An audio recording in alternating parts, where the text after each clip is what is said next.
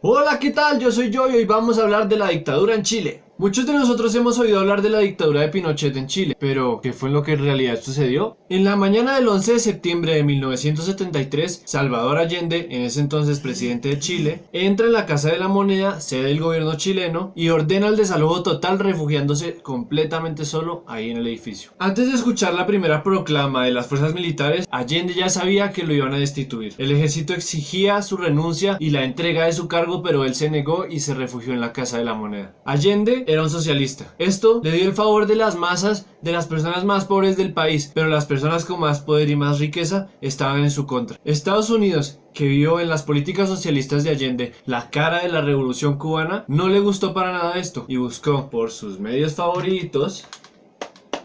Esto no es Rusia tampoco. Pero aún así, Estados Unidos intervino en las políticas de todos los países del Cono Sur, instaurando las dictaduras en muchos de ellos, y este no es la excepción. Así fue como el Departamento de Estado de los Estados Unidos empezó a difundir la doctrina de seguridad nacional entre todas las fuerzas armadas de Latinoamérica. El objetivo de esta doctrina era mantener el orden interno de sus países, eliminando a todos aquellos que se alzaran con alguna manifestación del comunismo o el socialismo. Las fuerzas militares junto con la clase alta y la CIA financiaron las protestas y toda la oposición que se daba contra Salvador Allende, quien era el presidente entonces. El presidente Richard Nixon, quien era el presidente americano en ese momento, consideró el ascenso populista como un reto al poder y al mandato de los Estados Unidos en Latinoamérica. 3 años después, junto a la oposición y las fuerzas armadas, la CIA derrocaría el gobierno. Y aquí es donde entra el principio de este video, donde decimos que el presidente se refugia en la casa del gobierno chileno, manda a sacar a todos sus trabajadores y se refugia solo allá. Lo primero que dice Allende cuando se da cuenta que tenemos un golpe de estado en el gobierno chileno es: llamen a Augusto, él es de los nuestros. Y resulta que Augusto Pinochet, quien era el comandante general del ejército chileno en ese momento, era quien estaba comandando los movimientos del golpe. Pinochet, además de ser el comandante supremo de las fuerzas militares, era la mano derecha de Allende y uno de sus copartidarios más fieles durante su mandato. Al ver que todos lo estaban traicionando y que no tenía nada, el presidente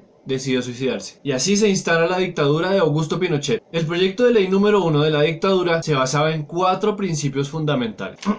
1. Restaurar la chilenidad. 2. La justicia plena. 3. La institucionalidad quebrantada que tenía el socialismo. Y 4. Salvaguardar la democracia del totalitarismo marxista que tenía la democracia.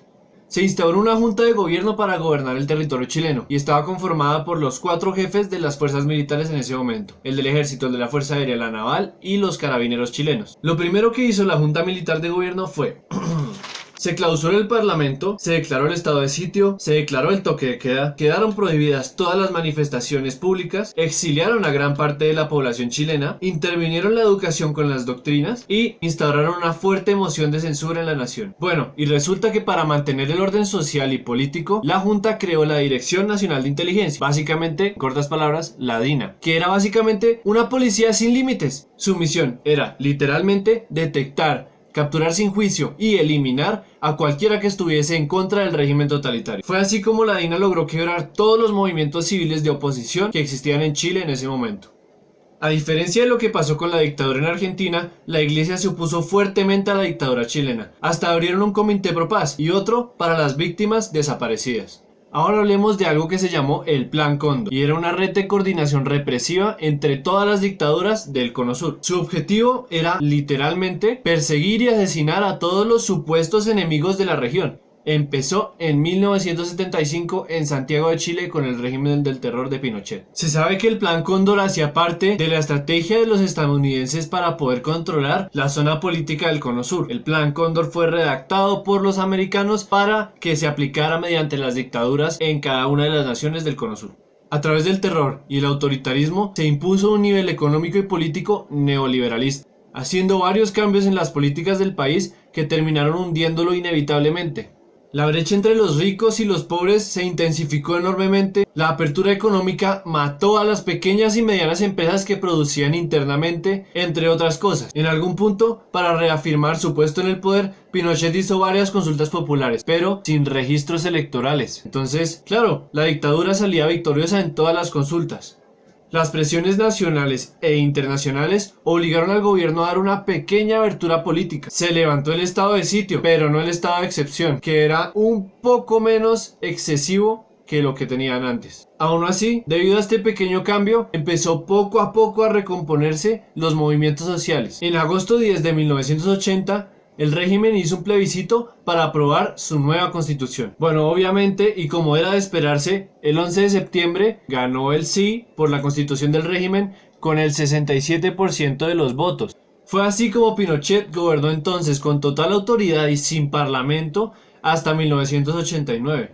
En 1987, el régimen hizo una consulta de si Pinochet debía seguir en el poder y finalmente la dictadura reconoció su derrota con el 54% de los votos en el no. Y este fue el primer paso para la pequeña y lenta instauración de la democracia nuevamente. Lo primero que pidió la oposición después de que se diera esto fue algunas modificaciones a la Constitución del 80, así como la restitución de algunos de sus derechos civiles básicos, pero no tocaron el tema del juzgamiento de los crímenes de guerra y de lesa humanidad que había cometido la dictadura, ni tampoco los salarios ni los presupuestos.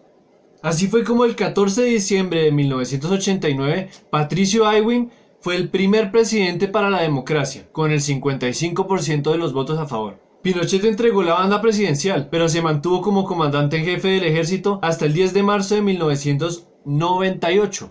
Después de eso jugó como senador en algunas cuestiones políticas hasta su muerte más adelante. Y bueno, ese fue el video de hoy. Suscríbanse y denle like al video. Nos vemos a la otra. Chao, chao.